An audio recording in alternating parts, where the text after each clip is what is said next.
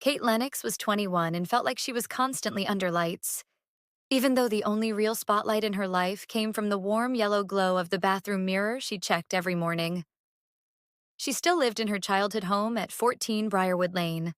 The house had soft beige walls, framed school photos, a herb garden outside the kitchen window, and the distinct hum of a refrigerator that never fully slept. It was the kind of home many young adults found suffocating. Kate found it reassuring, predictable, a safe container for her main obsession, herself as an aesthetic creation in progress.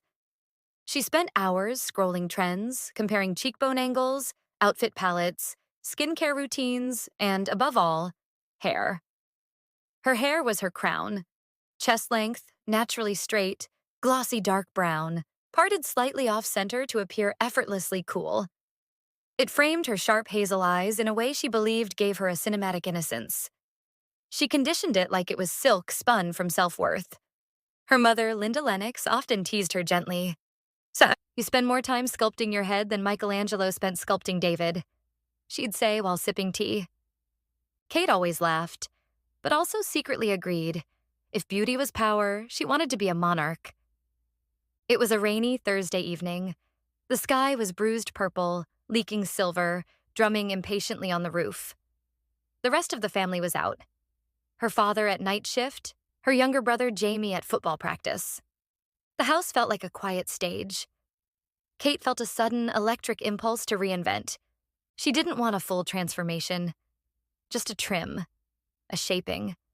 Something that would look bold and casual when she inevitably posted it to social media that weekend.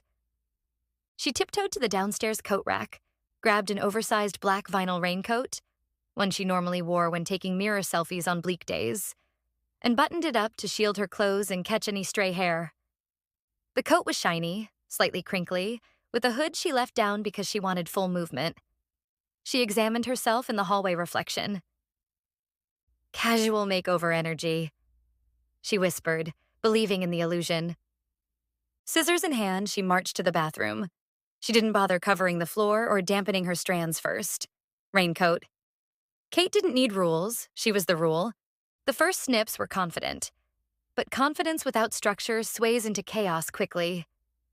She lifted a chunk near her jaw and sliced diagonally, imagining beachy layers.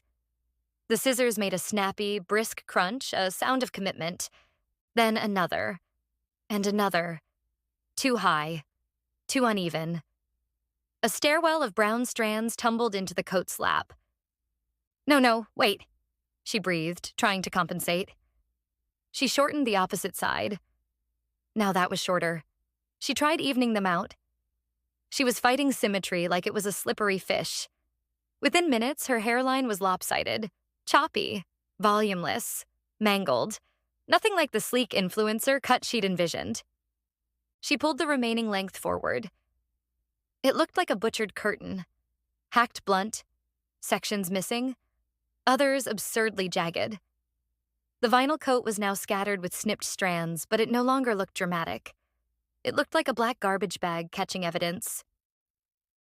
"Oh my God," Kate muttered. The monarch was gone. The jester remained. She tried brushing it. That made it worse. Tiny, uneven ends frizzed out in every direction, like a distressed broom.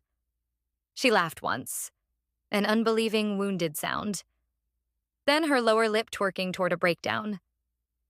Kate was still standing in the bathroom, heart pounding, when Linda walked in the front door, umbrella dripping.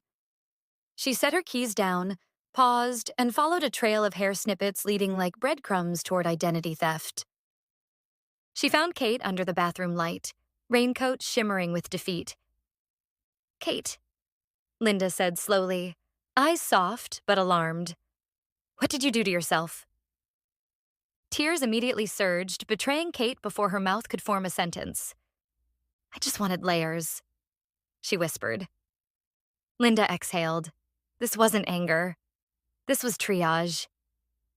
She gently unbuttoned Kate's coat and took her daughter's face in her hands.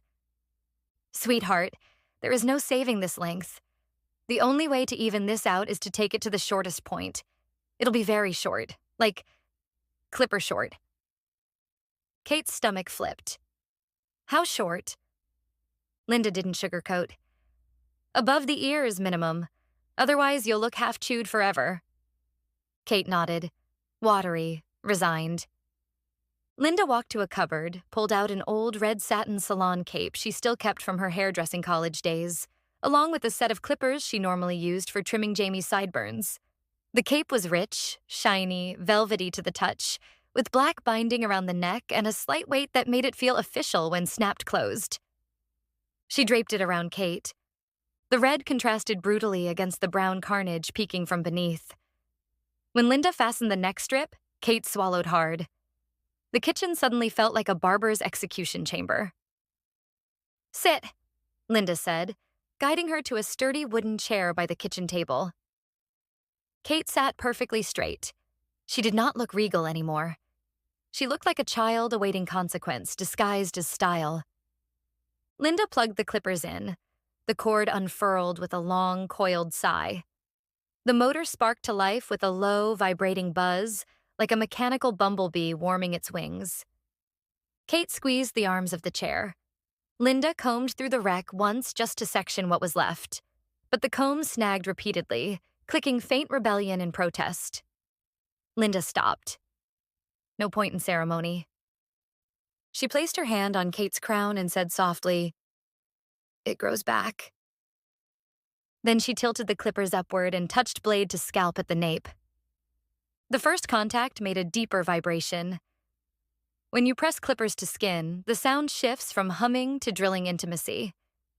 The guard was removed. The blades were bare, meaning this would be extremely close. Kate inhaled sharply. Linda glided upward. A thick plume of brown hair peeled off instantly, falling onto the cape with a dry, papery rustle.